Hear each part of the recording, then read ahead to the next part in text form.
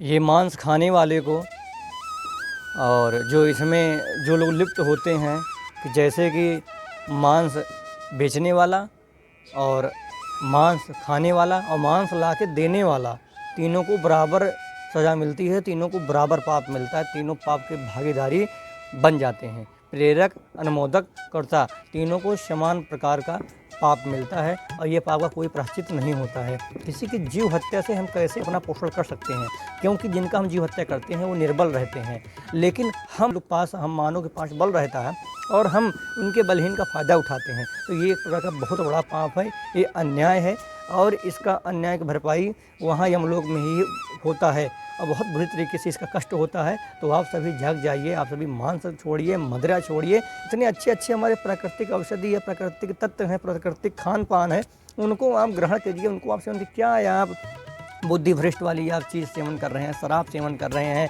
जाके नाली में गिर रहे हैं, वहाँ गिर रहे हैं। शराब क्यों सेवन करते हैं? जो पैसे आपके पास वो हैं अपने माता पिता की सेवा में लगाइए, अपने पति पत्नी की सेवा में लगाइए। जो आपको पैसा और मिलता है अपने बच्चे के भविष्य में चिंता लगाइए, साधु संत के समागम में लगाइए। लेकिन आप सभी ये मांस सेवन छोड़िए, क्योंकि बहुत हमारे देश में इतनी कुदृष्टता आ गई है कि मांस नहीं खाएंगे तो हम जिंदा ही नहीं रहेंगे, दारू नहीं पिएंगे हम जिंदा ही नहीं रहेंगे, हमको हफ्ते में एक बार दारू चाहिए। तो ठीक है, लो दारू, फिर हफ्ते में एक बार ऐसा आएगा परसेंट अवतार कि उसको तुम सहनशीलता, तुम्हारे अंदर क्षमता नहीं रहेगी, क्योंकि दारू बिल्कुल बुद्धि भ्रष्ट कर देती है, आपको सोचने की शक्ति ख़त्म कर देती है। कभी आप जीवन में अध्यात्म की ओर जा नहीं सकते हैं, कभी आपकी बुद्धि सही निर्णय कर नहीं सकती है। हमेशा आपकी बुद्धि नकारात्मक सोच, नकारात्मक निर्णय और भगवत भाव का विरोध जीवन में हमेशा रहेगा। ये चीज़ आप ध्यान रखो, क्योंकि जो ये सब सेवन करते हैं वो कभी भगवत भाव का सम्मान कर नहीं सकते, हमेशा विरोध में रहेंगे। और जो भगवान के विरोधी हैं उनका जीवन में कोई स्थान रहता ही नहीं है। अगर जब तक वो व्यक्ति भगवान के आश्रित न हो जाए, भगवान के चरणों में न गिर जाए, तो अब तक उसका कल्याण है नहीं है। आज नहीं तो कल उसका प्रायश्चित होना है। अगर तुम कर दोगे, तुम समर्पण हो जाओगे, तो भगवान तो अपने वैसे ही भगवान दयावान हैं, भगवान अपने गोदी में वैसे बैठा लेंगे। लेकिन अभी आप उनके चरणों में गिरोगे तो। लेकिन आप सभी अहंकार में डूबे हो कि हम मांस खाएंगे, मदिरा पिएंगे और बेविचार करेंगे, हमको कुछ नहीं होगा। अरे आज नहीं तो कल होगा। पीछे का आपका पुण्य है, उसी पुण्य से आप बचते जा रहे हो, और जिस दिन पुण्य खत्म हुआ तो ये पाप शुरू होगा। जब पाप शुरू होगा तो उस दिन आपका कल्याण हो जाएगा। फिर अनंत जन्मों में ऐसे भटकते रहोगे कीड़े की तरह, कि आपका जीवन जैसे पशु की तरह भी है और पशु की तरह जब हो जाएगा। तो इसलिए पशु की तरह अगर जीवन न हो तो जब जागो जब ही सवेरा, जब जागो जब ही सवेरा, अबलो नसानी अवना नसैया। तो जो अब तक हुआ अब नहीं होगा, तो इसको स्वीकारिए और अपना जो ये खान पान है इसको सही सुधारिए। इन सब का सेवन मत करो, भक्ष मत करो। कुछ लोग तर्क देते हैं कि अंडा मांसाहारी नहीं है और दूध, अगर अंडा मांसाहारी है तो दूध भी मांसाहारी है। तो इसमें तर्क देकर समझाते हैं। तो उनको मैं बता दूं कि दूध मांसाहारी नहीं है, क्योंकि जो अपने जीभ से हम भक्ष्य करें, जो कुछ खाएं, उसे मांसाहारी कहते हैं। और दूध पहली चीज़ मांस से नहीं, दूध खून से बनता है, इसलिए वो मांसाहारी नहीं होता है। और हम साथ जो ये सब खाते हैं, बकरा ये सब आदि जो ये लोग खाते हैं, उसको काट के मांस अपने जिह्वा में रख के उसका स्वाद लेके अंदर ले जाते हैं, तो वो मांसाहारी हुआ। और दूध जो कि खून से बनता है, और जो खून से चीज़ बने और उसके बाद हम भक्ष्य क्या कर रहे हैं, हम दूध पी रहे हैं। जैसे अब कोई पुत्र अपने माँ का दूध रसपान करता है, तो वैसे ये होता है, और ये मांसाहारी में नहीं आता है। जो अपने मांस से हम भक्ष्य करें उसे मांसाहारी कहते हैं, और जो हम पिएं वो मांसाहारी नहीं है, क्योंकि ये खून से बनता है, ये दूध से नहीं, ये मांस से नहीं बनता है।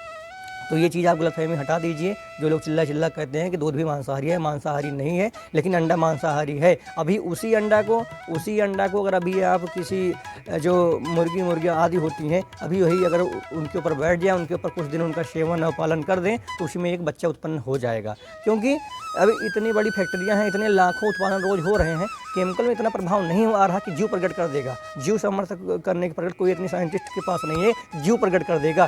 जीव प्राकृतिक है और ये भगवान का ही अंश है कि जो यहाँ आता है, लेकिन हम इसको अपने शरीर पोषण के लिए निर्बल और अनबोलते का हत्या करते हैं। ये बहुत बड़ा पाप है, तो इसको न करें।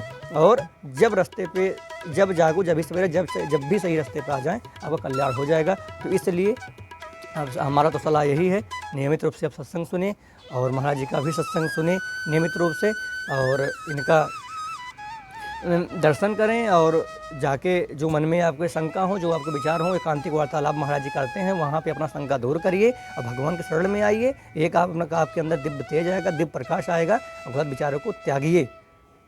हमको मांस सेवन जीवन में कभी नहीं करना चाहिए। हम सभी प्राणियों को, हम सभी मानव को कभी नहीं करना चाहिए। ये केवल राक्षस करते हैं, राक्षस। अगर राक्षस हो तो बात दूसरी है, मांस सेवन करो, अंडा सेवन करो, सब कुछ सेवन करो। लेकिन अगर मानव हो, अगर किसी को मानते हो, तो ये सब सेवन, ये सब बंद करो, ये सब खाना बंद करो, क्योंकि इससे कुछ नहीं होगा। इससे हमारे बुरे कर्म, पाप कर्म इकट्ठा हो रहे हैं, और जिस दिन बुरे पाप कर्म के घड़ा भर जाएगा, उस दिन मिटिया मेट हो जाएगा। पूज्य श्री गुरुदेव जी वर्णन करते हैं, इनका अनेक प्रकार का इनका कष्ट होता है, जो कि यहाँ जान नहीं पाते हैं। ऐसे ये गर्म करके तवा पे ऐसे चिमटे से नोचे जाते हैं। जो ये मांस खाते हैं, ये जानवरों का और अन्य प्रकार के पक्षियों का, ये सब खाते हैं ना, तो ये वहाँ नर्क में ऐसे नोची जाती हैं, चिमटे के द्वारा ऐसे खाए जाते हैं। अच्छा, इनका मांस इनको भी खिलाया जाता है, इतनी दुर्गत होती है। महाराज जी, पूज्य श्री गुरुदेव भगवान जी वर्णन करते हैं। तो इनसे सबसे यही निवेदन है, आप सभी सत्संग सुने, आप सभी भजन सुने, आप सभी भगवान के अंश हैं, और कोई हमारा जीवन इसके मांस खाने के लिए, मछली खाने के लिए, अंडा खाने के लिए, अनेक प्रकार की जानवरों का, पशु का मांस खाने के लिए नहीं बना है। हमारा जीवन बना है, एक दिव्य जीवन है। ये जीवन बार बार नहीं मिलेगा, और इसलिए इसमें जितना बने अपना सही आचरण करो, सही व्यवहार करो, और जीव हत्या जितना हो सके कम करो। लेकिन आप सभी अगर इसी में अपना ये, क्योंकि 84 लाख योनि में भटकने के बाद मानव का तन मिलता है, मानव का शरीर मिलता है, और उसको ही हम नष्ट कर लेते हैं। क्यों नष्ट कर लेते हैं? अपने कर्मों के द्वारा। अपने जो हमारा कर्म है, कर्म सही नहीं है। कर्म अर्थात कि किसी का मांस खाएंगे, किसी की जीव हत्या करेंगे, तुम्हारा कर्म अच्छा होगा, जो कर्म अच्छा है वो भी भ्रष्ट हो जाएगा। क्योंकि पता नहीं कितने योनियों में भटकने के बाद मानव जन्म मिला है। देवता इसके लिए तरसते हैं कि हमको मानव जन्म मिल जाए, तो दोबारा हम अच्छा भजन भाव करके हम भगवान को प्राप्त करें, और उनके साथ में वैकुंठ धाम में, निकुंज निवास में हम प्रवेश करें। लेकिन उनको भी ये चीज़ नहीं मिल पाता है। तो इसीलिए मानव का जो जन्म है बिल्कुल महान है, बिल्कुल एक परम तत्व है। जैसे कि भगवान का अंश अनेक ब्रह्मांड में विचरण करते हैं, तो हम लोग भगवान के अंश हैं।